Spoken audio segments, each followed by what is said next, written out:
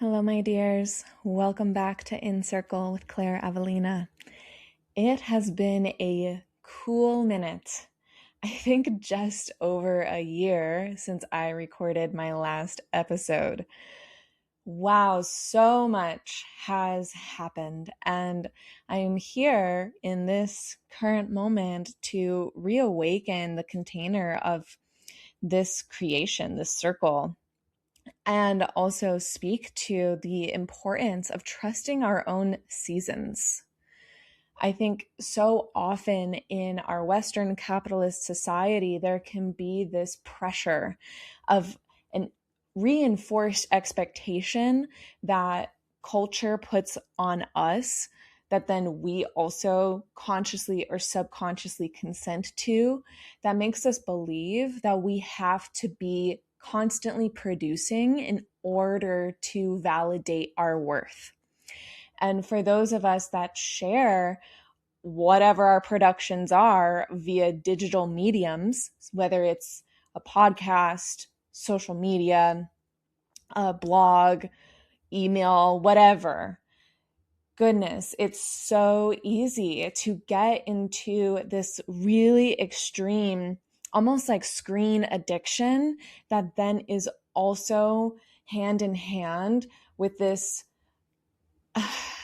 honestly like thought form, like a programming that gets hooked into us so that we constantly feel like we have to be putting out any noise into the internet in order to be productive or like to be contributing something quote unquote worthwhile to the collective. And it's something that I've been really dancing with transparently because everything that we put out into the data cloud takes up water. It's not just AI that requires water. It's also every social media post does too. And we don't really talk about that enough. We're going to have full on other conversations in the revival of this podcast, specifically about AI and the age of modernity that we find ourselves in right now. But not enough of us even talk about how much water and like resources it takes not even to use AI, but to also send an email. Like there's so many different elements of when we slow down and really remember how to listen, generating deeper understanding and conscientiousness around our impact with all of our relations. And when I say all of our relations, I don't just mean like the people that we speak to in the flesh or online. I also mean our relations of our technology, the minerals in our phones. We have relationships with them too. We have relationships with our water. We have relationships with the earth. And the more that we slow down and track the impact that we have, not in like a shaming kind of way or a fear-mongering way, but in a responsibility kind of way, we can then really lean into the principle of quality over quantity. And I think that's an element, especially with the medium of podcasts, that I've honestly had some resistance around because I don't want to be a podcast bro. I don't want to be a podcast bro. Like, and I know that sounds so silly, but it's true. Like, I don't want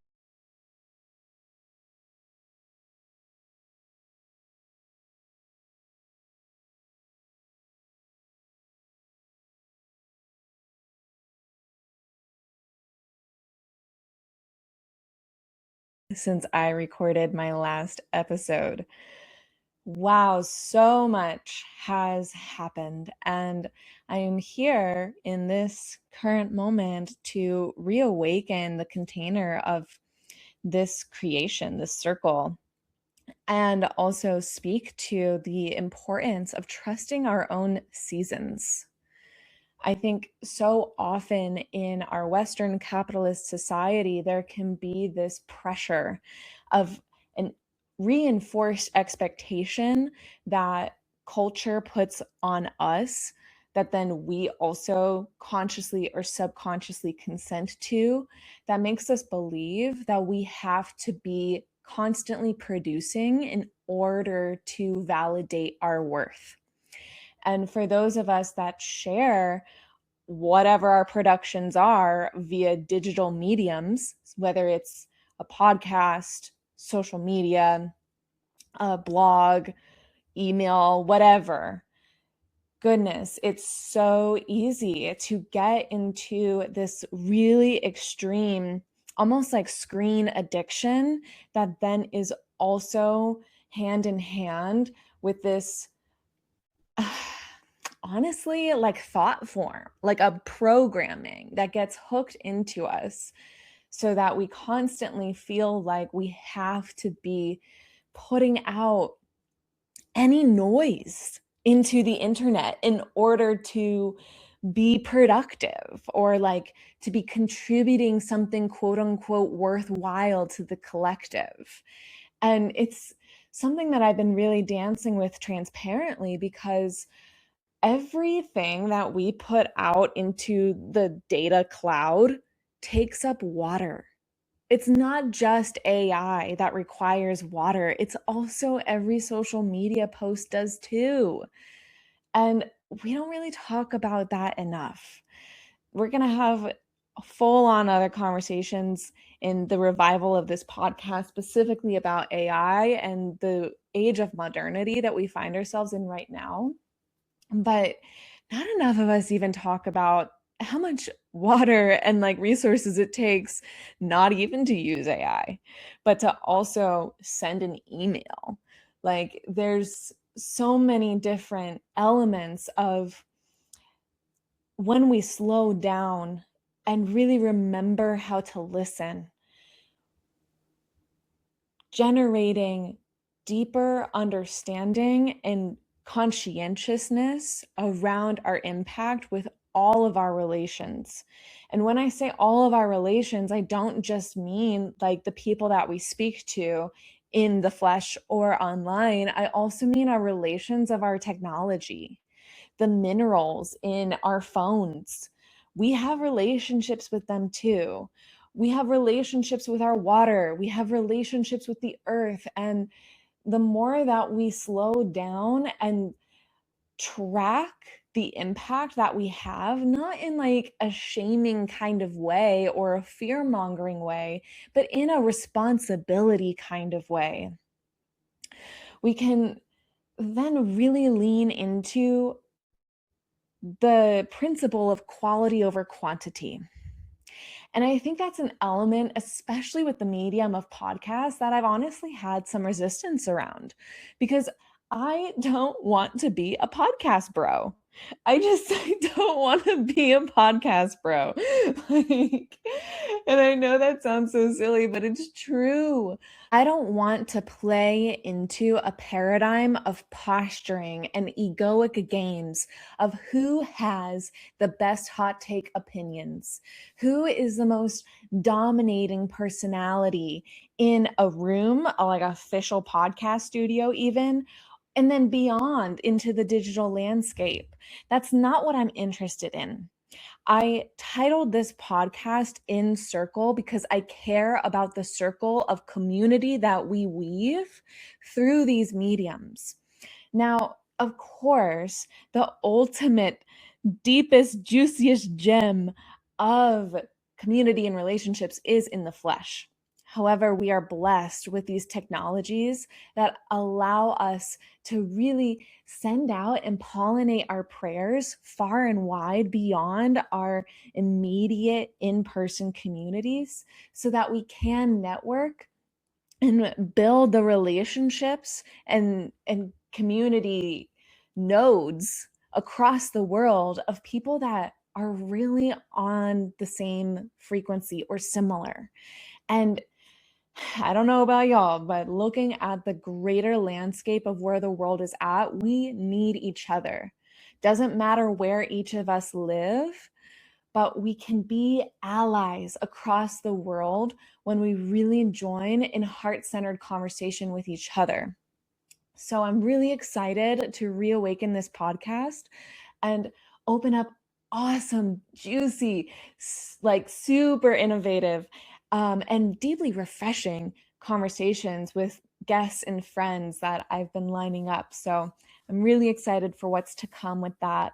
And I so appreciate everyone who has taken the time to listen to this podcast at any point. It seriously means so, so much to me. And if you share the podcast at all, like help pollinate these messages as they unfold, like it's seriously, I can't even really articulate the level of gratitude and appreciation that I have with that. And transparently, too, it's so interesting being someone who has shared transparently online since I was a middle school Tumblr girl. And to even see my own evolution of expression over so many years is so fascinating. And I honestly have like a little bit of like cringe when I look back at some of the older podcasts when I was like, crystal clear.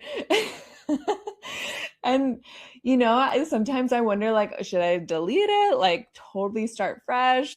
But there is an element of like really owning our journey in an honest way, and being transparent with the evolution of self. And that's a part of what I want to talk about today is trusting the seasons of our lives and celebrating that natural evolution, where we also recognize the parts of our journey that were once, maybe not currently in resonance with us now, still serve as compost and fertilizer for the garden beds that we continue to sow. So all of those, previous versions of myself that are encapsulated into the internet in this like time capsule, those versions of me are still welcome.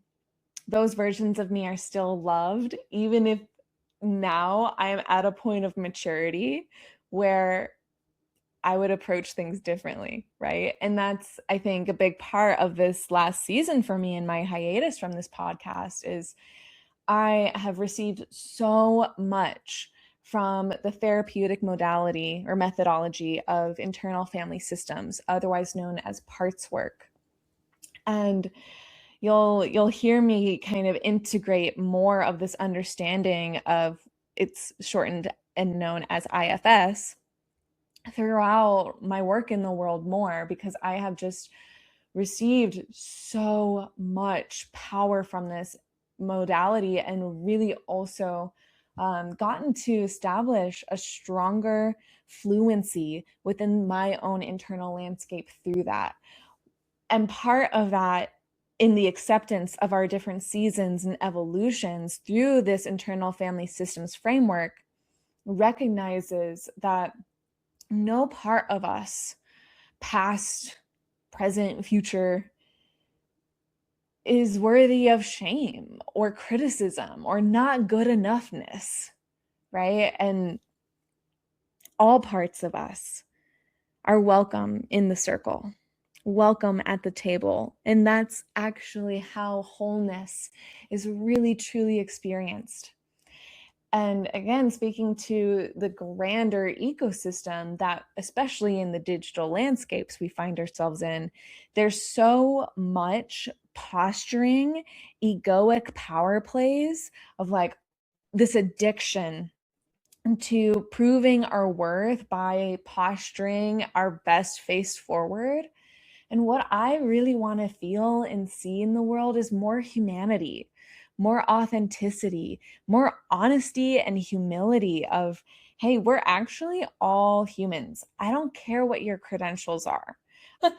Like, of course, I celebrate people and honor and respect people for the different credentials and reputations they have earned. And there's so much to that. But at the end of the day, I've also had enough experience at this point with direct relationships with people that are so obsessed with their reputation, with their outward appearance, with egoic games, with posturing, like authoritative positioning, like really hiding behind their resume and credentials. And yet in the flesh, in actual expression of their heart, of their embodiment, the resume doesn't add up. Like it's not actually tracked in their embodied integrity, who they say they are, how they posture on a podcast, and then who they are in private, or who they are when the recording stops. And it's an epidemic, truly, because we live in this like social media landscape that's all about posturing the highlights. And I really just want to do my own part to be really honest and transparent about that so that we can normalize the humanity in all of us and just recognize that we are humans doing our best. So when I come to this podcast microphone, I don't ever want to be again posturing like a podcast bro or like a podcast lady who, has the best supplement stack that you have to try. Here's my discount code. Everyone who listens to this is not a transaction to me.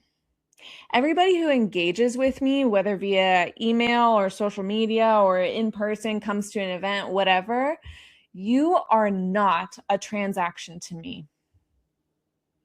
I actually genuinely care to make an effort to feel you as best as I can through these screens. And of course, it's limited. Like the medium of social media and podcasts and stuff, like the actual interface of it is set up so you hear my voice on a pedestal, right? It's not really set up like a circle, like a real forum or dialogue.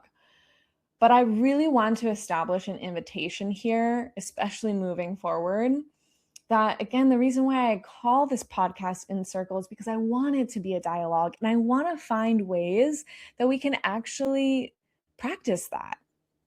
And so I really invite your commentary, your reflection, what comes up for you from these initiatory podcasts, and really do our best to feel the heart through the screen, to feel the humanity across the ethers, and to weave a real network that can feel as tangible as possible within the means that we can. These digital tools really should be utilized for that deep, like heart to heart, human centric purpose, not for posturing, not for like, shallow business transactions or ego games, because that's not real at the end of the day. What's real is our relationships. Our relationships are our greatest wealth. So I really, again, just want to give so much gratitude to everybody who has ever resonated with my work, with the things that I have shared. And even if you don't resonate, but you're here and you're supportive and you're willing to engage and you're willing to have like a rich dialogue, even if we don't always agree, that's so welcome. In fact, that's encouraged of like, we're all figuring this out together. And while I have my own pretty extensive resume and credentials and all the things, like I want to bring that earned wisdom to the table here, but I don't want to be this higher than thou. Oh my God, look at me. Like my voice is more important than anybody else's, because we all have wisdom to share. And that is the kind of approach that I deeply miss on the internet, that I deeply miss on podcasts. And so as someone who studied journalism professionally and have been doing journalist style work since I was a teenager, I have had installed in my system for many, many years just this idea of like, if I want something in the world and it doesn't exist yet, I should at least lean in and do my part to make it happen. And that's my intention here with this podcast is I don't care again about like numbers of views or whatever, like metrics sort of thing. What I care about is actually using these mediums to build more heart and normalize more true connection however we possibly can. And if that starts through these relatively disconnected type digital mediums, but then if they can plant the seeds for real, like relationship building over time and community and network weaving over time, yes, that's what I'm here for. So thank you all for being a part of the journey. It really means so much in whatever capacity that you are. Like, seriously, every single person who connects with me online or in person, like, so much infinite gratitude. And if I don't share that with you enough, please feel that now. So welcome back to In Circle. It's so good to refresh this container for us together. And I'm so excited for what's going to come through this next year, especially after all of the gems and harvests that I have really cultivated and discovered in myself and in my field since this year-long or so hiatus. And there's so much to offer to this cauldron. And for now, I just really want to emphasize on the importance of trusting our seasons. And I'm going to take a pause for some pu'er here.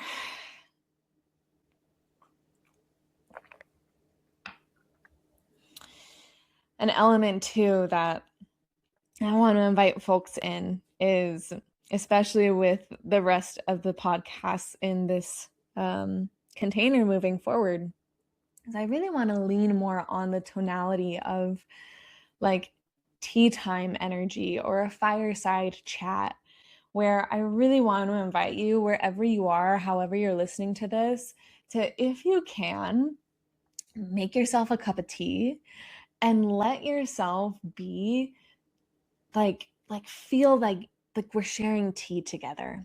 And I'm really excited for like the next podcast that I have lined up, because we're gonna be sharing poetry and songs and like such like incredible pieces of work that will feel really contemplative in nature, and also like really feed into that more casual, human-centric, heart-led fireside chat tea time kind of vibe. So, invitation to sip your pu'er with me if you so choose. But on this topic of trusting our seasons, we're kind of in a really interesting time in the world where, if you know me, you know my work. So often I look to earth-based traditions of our ancestors in order to find more belonging and rootedness within our own place in the world. And all of our ancestors across cultures globally, if you go far back enough, all cultures have earth-based traditions that were synced to the solstices, the equinoxes, the seasons. And what's interesting is, as climate change continues to impact the seasons of the earth, we're noticing, well, I'm noticing, but I'm also seeing this reflected in my friends who I have conversations about this with, somewhat of an internal confusion that then gets mirrored in our seasons too. So we humans, we are creatures of our environment. We are naturally meant to be attuned to the seasons of the earth. When it's wintertime, we're meant to hibernate. When it's summertime, we're meant to expand, right? If that's something that's new for you too, if you have not had the experience of syncing your body, your personal seasons with the seasons of the earth, I highly recommend leaning into it. It's our nature. It's our actual blueprint of how we're supposed to live. That's why a lot of times people criticize the Gregorian New Year of January 1st, because wintertime is not historically what has been considered the real New Year, which is usually in spring, when that's actually the beckoning of new life, not in the dead of winter. So that's just some context there too for anyone who this might be a new concept for. But building off of that, with climate change confusing our Earth and her natural seasons, what I'm noticing is a requirement for a deeper fine tuning in my own seasons. So right now I'm recording this on April 19th. I live currently in Southern Oregon, which is very typically really warm, really sunny. And in the last 3-4 weeks, we finally have gotten our winter, which is pretty wild. In this last winter, we haven't had, we didn't have much snow at all or rain, which was pretty abnormal. And it wasn't even that cold, which was also really confusing. And Oregon and the Pacific Northwest, we actually have a pretty historic low record for snowpack this last winter, which is really concerning for upcoming fire season in the summer. So I think there's a lot of collective anxiety around that. But then now here it's April and we're getting this cold wave. I planted tomatoes in my garden when it was like so sunny, and like Imbolc had already passed. It's like, okay, this is like the typical time where it's time to plant your seeds. And my tomatoes totally died because the cold front randomly came through. And it's confusing for the garden. It's confusing for me as a gardener and also as a human. I even remember a number of years ago living in Portland, it was in April where there was suddenly snow. So this has obviously been a cycle, climate change shifts for a number of years now, but it's still so fascinating to track how that affects our system as on a primal human level. Of course, we have April spring showers. That's very normal. However, there's an element here of really learning how to fine tune and listen more closely to what is being asked of us as seasons shift. Because in previous years, we had more predictability. We had more predictability of what season we could expect ourselves to be in. And civilizations were built off of that predictability. And now that we're in this era in 2026, where the predictability is like not really here on any front, I feel like there is an invitation for us to listen more closely to the subtle requests that is being mirrored within and without as the shifts in our seasons are more malleable. So 2026 is a fire horse year in the Chinese zodiac. And I'm also recording this right as like so many planets are in Aries. Oh my gosh, it's like I can't even count. It's gonna blow my mind. And then also today is a new moon in Aries. There's like so much momentum behind this like Mars, Aries, Ram, fire energy to initiate, to move fast in a fire horse year. Like, let's go. The earth is also in this beckoning of springtime, still giving us so much rain, so much of like a soft, wintry like cloud to help us recognize that if we lean too much into the fire too fast, we burn ourselves out. And actually, in order to generate sustainable momentum in our engine, We have to be able to lean into the inertia when it's organic, when it's present, when it's real and alive, and God is beckoning us to go and to ride that fire horse. But we also have to recognize the season that we are still in, within and without. Aries might be a strong energy, fire horse might be a strong energy, but real leadership, sustainable leadership, doesn't completely get consumed by the fuel in the engine.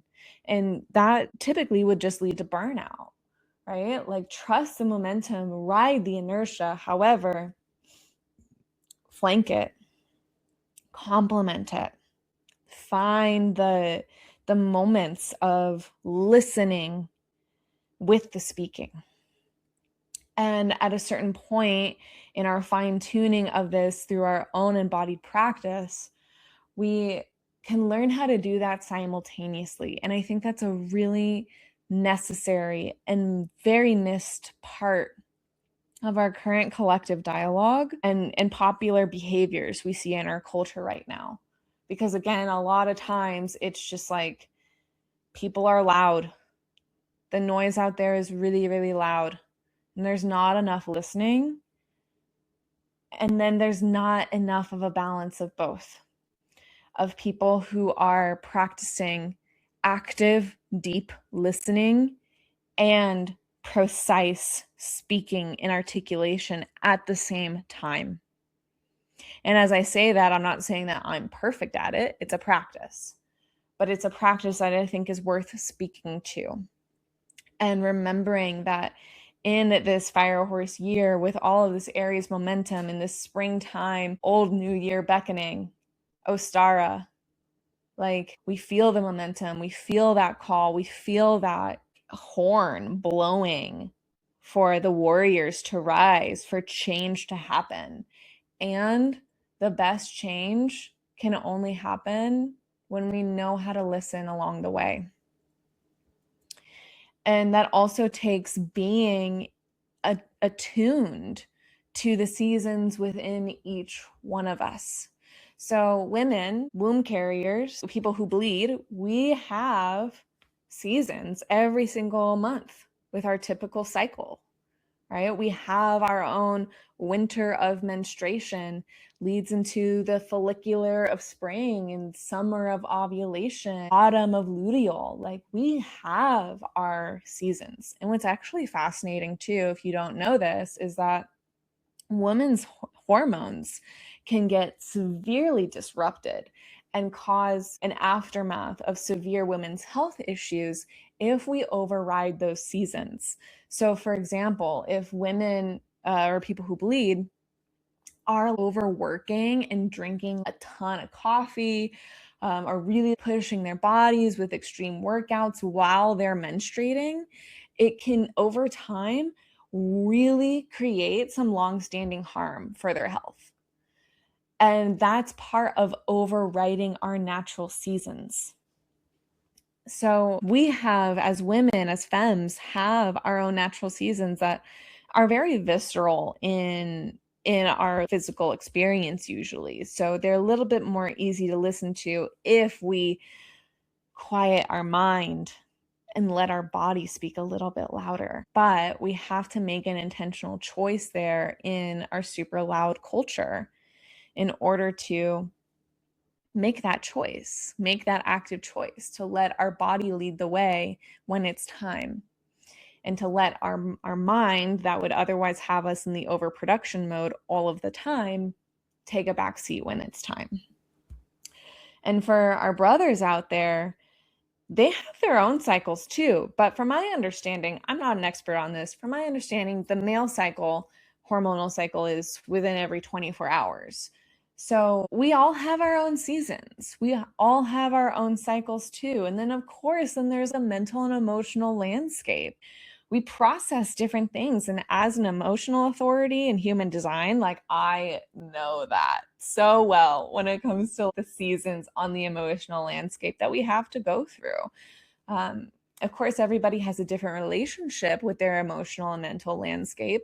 But for the most part, there is so much permission that we can offer ourselves to be with the grief when it comes up, to be with the fear and the anxiety, to be with all of the sticky emotions, and let that be a part of our season in a way that's really loving and accepting.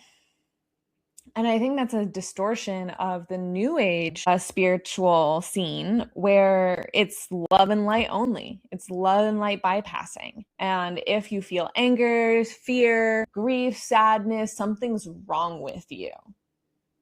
Like, you need to pray that out, do some Kundalini yoga, like whatever it is. Like, the new age spiritual framework is so allergic to quote unquote low vibe emotions.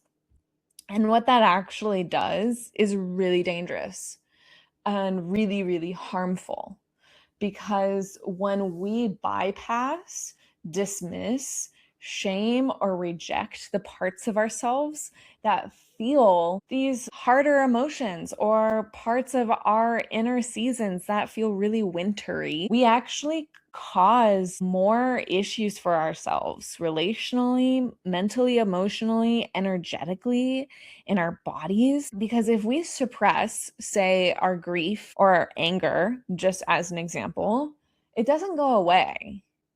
The anger or the grief, the wintry season that we're supposed to be going through, doesn't just go away when we bypass it or try to like love and light ourselves out of it. It actually gets stored into our somatic body. It gets stored in our fascia. It gets stored in our subconscious. And it continues to affect us, and then over time bleeds out into affect our relationships if we don't address it, if we don't actually give space to those parts of us. And this is incorporating a bit of the IFS, internal family systems framework here, where it's actually not ideal to exile, shame, or reject parts of ourselves that we might not even like, or we might not feel proud of, or we might feel like kind of cringy around. Because what happens is they don't go away. They might retaliate, even. They might come out in really unhealthy ways, or they might manifest as like a stuck feeling physically, emotionally, wherever, that just can't go away. And it's not meant to go away. It's meant to be loved. It's meant to be held. It's meant to be witnessed. It's meant to be given space and care to.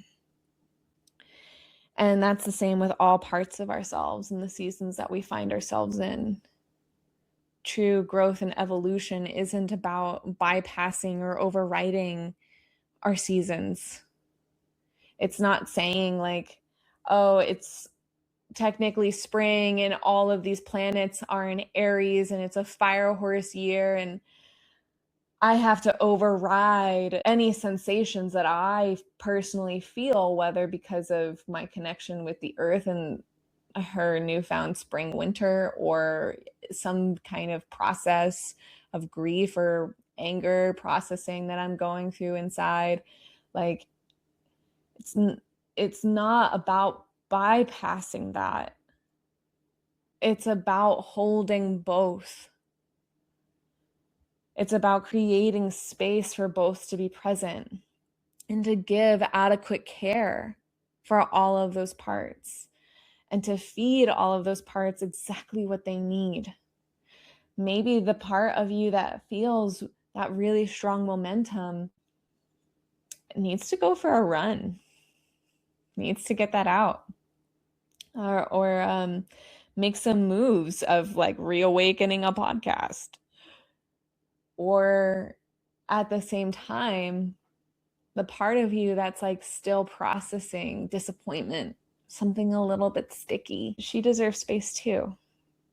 So maybe that's talking to her over tea or journaling about it, trusting those seasons, even if they're moment by moment, and giving a lot of patience and acceptance to our process, instead of pushing ourselves to be a certain way or the way that we think the world wants us to be. I can at least speak for myself in that I don't want you, dear friend and listener, I don't want you to be anybody besides who you're meant to be and who you honestly are in this moment. I don't want the posturing that we've been taught to do. I don't want the overriding, the performance. It's going to make me emotional, honestly. I want honesty from me too, for you, for us. So here's to a big permission slip for honoring all parts of ourselves, honoring the seasons that we find ourselves in, and trusting the ebb and flow of these waves.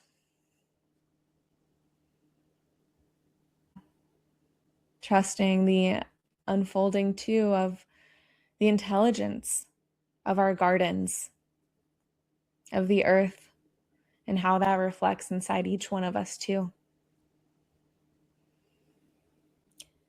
So I'll leave that here for now. Thank you so much for listening if you have chosen to journey with me along this way. And I look forward to so many more juicy, enriching conversations, specifically around cultural and relational healing, grounded mysticism, multidimensional sovereignty, and heart-led leadership, all of which is so needed during this time. So thank you for being a part of this grander movement, however you are. And please feel so warmly welcome to connect with me on Instagram, social media, email, whatever feels right for you. And just continue the conversation with me here. And let yourself be able to feel like you can be a part of the circle in whatever ways feels right to you. If there is anyone who you would recommend to be a guest on this podcast, I'm super excited to be connecting with so many amazing folks and thinkers, people with innovative ideas that are worth really speaking to and unpacking more. Please introduce me. Send a little connecting note. I would really love to weave the network, this giant web of all of our nodes across the world together, really build the best kind of network we can with the mediums that we have right now. So all that to say, so much gratitude again. And thank you for listening, and wishing you all such a really beautiful day wherever you are, whatever you're doing. And I look forward to staying in touch. Cheers.